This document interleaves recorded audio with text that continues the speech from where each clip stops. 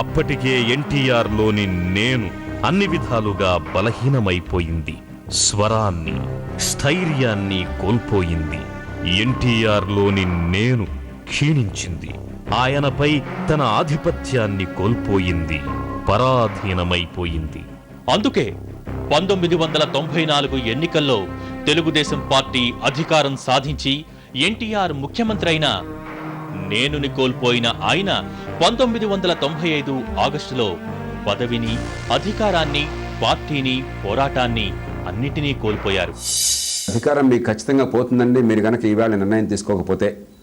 ఈవేళ గనక మీరు పార్టీ లోపల దానిలో ఒక ఉదాత్తమైనటువంటి అధికారాన్ని లక్ష్యించేటువంటి ఆత్మగౌరవం కోసం ఒక వైఖరి ఉన్నది, మూర్ఖత్వం, మొండితనం ఉన్నాయి. ప్రజలు ఇంత బాధ్యతలు పెడితే బాధ్యత నెరవేర్చకుండా పోతే పోయింది అనుకుంటున్న మూర్ఖత్వం కూడా ఉంది. ఈ రెండు ఉన్నాయి. కానీ అది మనం అంగీకరించకపోయినా కూడా ఆ ధైర్యాన్ని, ఆ స్థైర్యాన్ని, ఆ పట్టుదలని, ఆ నిబ్బరాన్ని మాత్రం దాన్ని చూసి అబ్బురపడకుండా, దాన్ని చూసి గర్వపడకుండా ఉంటాం అసాధ్యం. నేను ఏం చేసినా చెల్లుబాటు అవుతుంది, నేను నా నిర్ణయమే అని చెప్పిన మొండిగా ఆయన పోవటం వల్ల కుటుంబ సభ్యులు, పిల్లలు వాళ్ళ మనోభావాలు ఏమైనా అర్థం చేసుకోకుండా ఉండటం వల్లే ఆయన బాగా దెబ్బతిన్నారని కూడా నేను అనుకుంటున్నానండి. నేను కాదు మనది ఇది అనుకున్నప్పుడు ఆయన బ్రహ్మాండంగా రాణించారు సినీ రంగం చివరిదాకా కూడా. అక్కడ నేను అని అనుకున్నప్పటికీ కూడా కొన్ని చోట్ల ఆ నష్టం చూస్తుండిపోయారు. ఆయనలోని నేను కోటి సూర్యకిరణ సదృశ్యమని, ప్రధాన ఆకర్షణని, శక్తివంతమైన ఆయుధమని గ్రహించేలోపే కథ ముగిసిపోయింది. తన కుటుంబానికంతటికీ ప్రేమాభిమానాలందించి వారి జీవితాలను తీర్చిదిద్ది వారి భవిష్యత్తుని శాశ్వతంగా శోభాయమానం చేసిన ఎన్టీఆర్ క్రమశిక్షణ, అంకితభావం, కఠోర శ్రమ తమకు ఆదర్శం, మార్గదర్శకం అంటారు ఆయన కుటుంబ సభ్యులు. వారు ఆయన్ని అభిమానించారు, ఆయనలోని నేనుని గౌరవించారు. ఎన్టీఆర్ గారు ముఖ్యమంత్రిగా ఉన్న రోజుల్లో ఒక్క సంఘటన కానీ, కొడుకు కానీ, లేదా కుమార్తె కానీ, లేదా ఇంకోహలు కానీ ఎక్కడైనా ఇన్వాల్వ్ అయ్యారని కానీ ఒక చిన్న ఎలిగేషన్ చూపెట్టండి. లేదు. అవధులు లేని అధికారం, అడిగేవాడు లేడు. అంతటి బ్రహ్మాండమైన అధికారాన్ని చేతిలో పెట్టుకుని కూడా ఆయన ఎప్పుడు కూడా తన సొంతానికి, లేదా ఇదిగో ఈ ఫైల్ సంతకం పెడితే ఇంత డబ్బు వస్తుందని ఎప్పుడూ ఆలోచించలేదు. అలాంటి వాటిని ఎంకరేజ్ చేయలేదు. ఏ మాటకు ఆ మాట చెప్పుకోవాలి. ఆయన చుట్టూ జరిగిన అవినీతి ఆయన దగ్గరికి వచ్చేటప్పటికి భయపడి ఆగిపోయేది. ఆయనకి తెలియకుండానే చేసేవాళ్ళు తప్ప ఆయనకి తెలిస్తే చంపేస్తాడనే భయం మాత్రం ఎప్పుడు ఉండేది. తెలుగు భాషకు ఎన్టీఆర్ చేసిన సేవ, తెలుగు జాతికి ఆయన అందించిన స్ఫూర్తి, తెలుగువాడిని ఆయన నడిపించిన మార్గం అనన్య సామాన్యం, అనితర సాధ్యం. ఎందుకంటే ఎన్టీఆర్లో నేను అన్న తెలుగుదనం ఎన్టీఆర్లోనే ఉంటుంది. మరో తరంలో ఉండడం ఎలా సాధ్యం? ట్యాంక్ బండ్పై తెలుగు వెలుగుల విగ్రహాలు ఎలుగెత్తి చాటేది అదే.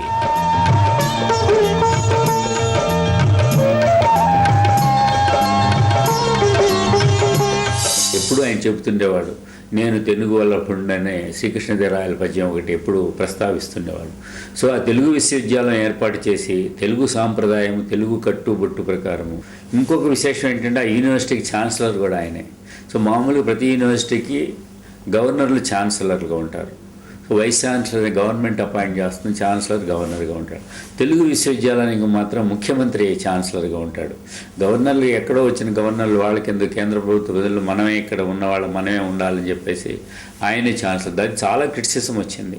కానీ చిత్రం ఏంటంటే ఆ తర్వాత చాలా ప్రభుత్వాలు మారి, కానీ ఇప్పటివరకు ఆ వ్యవస్థ అలాగే కొనసాగుతూ వస్తుంది. సో తర్వాత అమెండ్ చేశారనుకోండి గవర్నర్ రావడం అనేది. 1923 మే 28న పుట్టిన ఎన్టీఆర్ 1996 జనవరి 18 మరో యుద్ధానికి సిద్ధమవుతున్న సందర్భంలో నేనుని ఆవాహన చేసుకునే క్రమంలో యావత్ తెలుగు జాతిని, ప్రతి తెలుగువాణ్ణి దుఃఖసాగరంలో ముంచి తనువు చాలించారు. ఒక మామూలు రాజకీయ నాయకుడు ఉన్న వ్యక్తి యొక్క ఆలోచన, ధైర్యం, సాహసం, ఆత్మవిశ్వాసం ఏవైతే ఉన్నాయో ఎక్కడికక్కడ ఎప్పటికప్పుడు నేను రుజువు చేసుకోవాలి, నేను శాసించాలి సమాజాన్ని అనేటువంటి ఆత్మవిశ్వాసం అనండి, అహంకారం అనండి, నేను ఏదో చేయగలను అనేటువంటి ధైర్యోత్సాహాలు కానివ్వండి, ఏమైనప్పటికీ కూడా ఆయన ఎప్పుడూ కుదురుగా, నెమ్మదిగా, ప్రశాంతంగా చాలు అని సంతృప్తిపడి కూర్చోాల. నిరంతరం ఏదో తపన, ఏదో చేయాలన్న ఉత్సాహం, ఏదో చేయాలన్న తెగువ, పట్టుదల. సో దానికోసం ఎంత వ్యతిరేకత వచ్చినా సరే ముందుకు పోయే తత్వం, అది ఎన్టీ రామారావు గారిని అధికారంలో ఉన్నా లేకపోయినా రాష్ట్ర రాజకీయాల్లో, కేంద్ర రాజకీయాల్లో ఆయన ఒక ప్రధానమైన వ్యక్తిగా, శక్తిగా నిలబెట్టింది. ఆయన మరణించే వరకు, మరణించే నాటికి ఆయన ముఖ్యమంత్రి కాదు, అయినప్పటికీ ఒక ప్రధానమంత్రికి లభించినటువంటి ఒక స్థాయి, నాయకులందరూ ఢిల్లీ నుంచి రావడం కానీ, ఇక్కడ ప్రజలు కానీ, ఓ ప్రధానమంత్రికి ఎట్లా వీడ్కోలు లభిస్తుందో అలాంటి వీడ్కోలు ఎన్టీ రామారావుకి లభించింది. పేదవాడే దేవుడు, సమాజమే దేవాలయం అని చివరి ఊపిరి వరకు ఆయన పలవరిస్తూ ఉండేవాడు.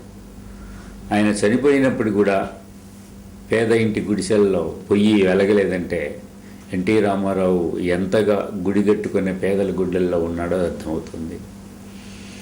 ఇక ఎన్టీ రామారావు గారి గురించి ఇంకా చెప్పుకోవాలంటే, అవినీతి లేని ముఖ్యమంత్రులు, అంటే అవినీతి పరంగా ఆలోచిస్తే లేదా నీతిపరంగా ఆలోచిస్తే రాష్ట్రాన్ని వెళ్ళినటువంటి 12-13 మంది ముఖ్యమంత్రుల్లో ఆయన పేరు చెప్పుకొని తర్వాత మిగతా ముఖ్యమంత్రుల పేర్లు చెప్పుకోవాలి.